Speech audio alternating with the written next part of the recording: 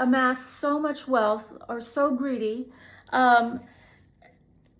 that their minds bend toward the most taboo and repulsive debauchery to achieve a new kind of sick pleasure for themselves, as did Epstein and many others among his sex trafficking ring. And compare that to the majority of us, the working class, who work so hard just to survive and barely subsist on meager wages because we are exploited in our jobs that collect ever more increasing profits without paying workers a living wage or providing health insurance or other benefits. And our minds are so preoccupied with worries, which are our default ruminations, to quote George Saunders, our default rumination, a measure of how we've been trained and reduced by this life of toil, worried and stressed out about our jobs or losing our jobs, about the increasing cost of living, of daycare, of education, of transportation and maintenance and healthcare, and our rent and mortgages, and how we're going to survive the next weather disaster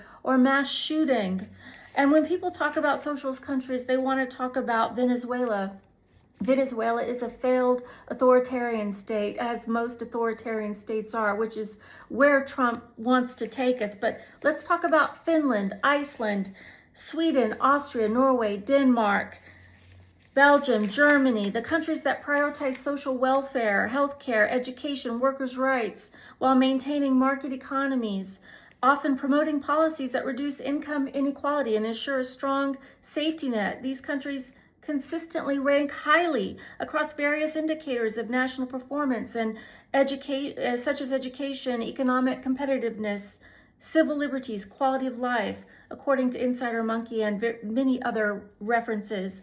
And as a nurse, I know that the laws of physics show us that, well, we are born dying. Entropy is a fact of life. It is a fact of the human condition. We are all we reach a peak for a short time. We are in an optimal state of mental and physical health. And after that, we decline. And every one of us needs help at some point, at multiple points in our lives, whether we are babies, children, disabled, elderly, if our circumstances are not optimal.